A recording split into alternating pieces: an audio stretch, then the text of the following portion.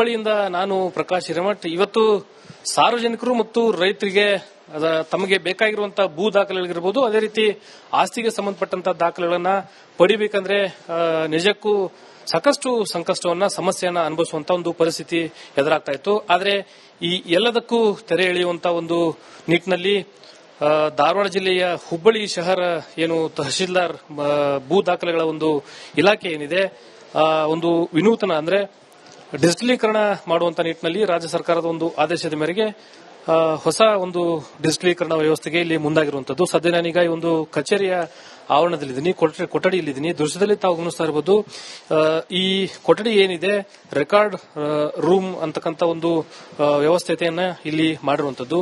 ಬಹುಮುಖ್ಯವಾಗಿ ಇಲ್ಲಿ ವ್ಯವಸ್ಥೆ ಏನಂದ್ರೆ ಈವರೆಗೂ ಏನು ವರ್ಷಾನುಗಟ್ಟಲೆ ಅಂದ್ರೆ ಸಾರ್ವಜನಿಕರಿರ್ಬೋದು, ರೈತರಿರ್ಬೋದು, ಈ ಕಚೇರಿಗೆ ಬರತಕ್ಕಂತ ಸಾರ್ವಜನಿಕರಿಗೆ ಅವರಿಗೆ ಬೇಕಾಗುವಂತಹ ದಾಖಲೆಗಳನ್ನ ಅಂದ್ರೆ ಭೂ ದಾಖಲೆಗಳಿಗೆ ಸಂಬಂಧಪಟ್ಟಂತೆ ದಾಖಲೆಗಳಿರ್ಬೋದು, ಅದೇ ರೀತಿ ಆಸ್ತಿಗಳಿಗೆ ಸಂಬಂಧಪಟ್ಟಂತ ದಾಖಲೆಗಳನ್ನ ಪಡಿಬೇಕಂದ್ರೆ ಸಾಕಷ್ಟು ಸಮಸ್ಯೆ ಆಗ್ತಾ ಇತ್ತು. ತಿಂಗಳಾನುಗಟ್ಟಲೆ 20 ದಿನ, 40 ದಿನ, 45 ದಿನ ಹೀಗೆ ಕಾಯಬೇಕಾದಂತ ಪರಿಸ್ಥಿತಿ. ಯಾಕಂದ್ರೆ ಅವರು ಅರ್ಜಿ ಹಾಕಿದ್ರೆ ಅವು ಸಿಗುವವರೆಗೂ ಕಚೇರಿಗಳಿಗೆ ಅಲ್ದಾಡುವಂತ ಒಂದು ಪರಿಸ್ಥಿತಿ ನಿರ್ಮಾಣ ಆಗ್ತಾ ಇತ್ತು. ಆದ್ರೆ ಈ ಒಂದು ಅವ್ಯವಸ್ಥೆಯನ್ನ ಸರಿಪಡಿಸುವಂತ ನಿಟ್ಟಿನಲ್ಲಿ ಪ್ರಪ್ರಥಮ ಬಾರಿಗೆ ಧಾರವಾಡ ಜಿಲ್ಲೆಯಲ್ಲಿ ಈ ಹುಬ್ಬಳ್ಳಿ ಶಹರ ಏನು ಭೂ ದಾಖಲೆಗಳ ಕಚೇರಿ ಇದೆ ಇದನ್ನ ಆಯ್ಕೆ ಮಾಡಿಕೊಂಡಿರ್ತಕ್ಕಂಥ ಹಿನ್ನೆಲೆಯಲ್ಲಿ ಇಲ್ಲಿ ಸುವ್ಯವಸ್ಥೆಯನ್ನ ಮಾಡಿರ್ತಕ್ಕಂಥದ್ದು. ದೃಶ್ಯದಲ್ಲಿ ತಾವು ಗಮನಿಸ್ತಾ ಇರಬಹುದು, ಇಲ್ಲಿ ಬಹುತೇಕ ಬೋರ್ಡ್ಗಳನ್ನ ಅಂದ್ರೆ ಯಾವ ವರ್ಷದಿಂದ ಯಾವ ವರ್ಷವರೆಗೂ ದಾಖಲೆಗಳು ಬೇಕಾಗ್ತವೆ. ಪ್ರತಿಯೊಂದು ದಾಖಲೆಗಳನ್ನ ಇಲ್ಲಿ ನೀಡುವಂತ ನಿಟ್ಟಿನಲ್ಲಿ ಇಲ್ಲಿ ಬರುವಂತಹ ಸಾರ್ವಜನಿಕರಿಗೆ ಕ್ಷಣಾರ್ಧದಲ್ಲೇ ಈ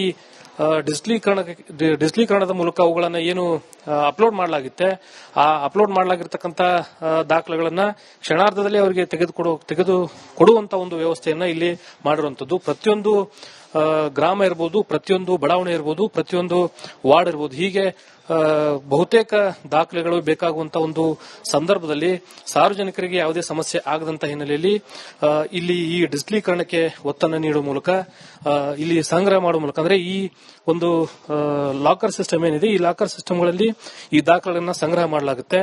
ಇದಕ್ಕೂ ಮುಂಚಿತವಾಗಿ ಈ ದಾಖಲೆಗಳನ್ನ ಕಂಪ್ಯೂಟರೈಸ್ಡ್ ಏನು ಡಿಜಿಟಲೀಕರಣದ ಮೂಲಕ ಅಪ್ಲೋಡ್ ಮಾಡುವ ಮೂಲಕ ಯಾವ ರೀತಿ ಸಾರ್ವಜನಿಕರು ಅರ್ಜಿಯನ್ನ ಹಾಕ್ತಾರೆ.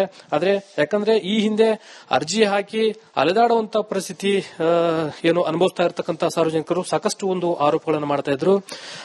ಕೆಲವೊಂದಿಷ್ಟು ಜನ ಕಣ್ಣೀರು ಕೂಡ ಹಾಕಿರುವಂತಹ ಒಂದು ಉದಾಹರಣೆಗಳು ಕೂಡ ಇರುವಂತದ್ದು. ಯಾಕಂದ್ರೆ ಅವರಿಗೆ ಅತ್ಯವಶ್ಯಕವಾಗಿ ಏನು ಶೀಘ್ರವೇ ಬೇಕಾಗಿರತಕ್ಕಂತ ದಾಖಲೆಗಳು ಸಿಗದೇ ಇರತಕ್ಕಂತ ಹಿನ್ನೆಲೆಯಲ್ಲಿ ಸಾಕಷ್ಟು ಜನ ಸಮಸ್ಯೆಯನ್ನ ಅನುಭವಿಸ್ತಾ ಇದ್ರು. ಈ ಹಿನ್ನೆಲೆಯಲ್ಲಿ ಎಲ್ಲ ಸಮಸ್ಯೆಯನ್ನ ನಿವಾರಣೆ ಮಾಡುವಂತ ನಿಟ್ಟಿನಲ್ಲಿ ಡಿಜಿಟಲೀಕರಣಕ್ಕೆ ಏನು ಒತ್ತನ್ನು ನೀಡುವ ಮೂಲಕ ಈ ಒಂದು ವ್ಯವಸ್ಥೆಗೆ ಇಲ್ಲಿ ತಹಶೀಲ್ದಾರ್ ಕಚೇರಿ ಮುಂದಾಗಿರುವಂತದ್ದು.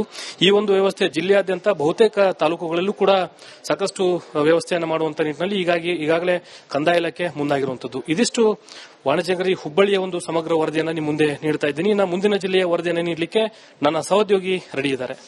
Over to you.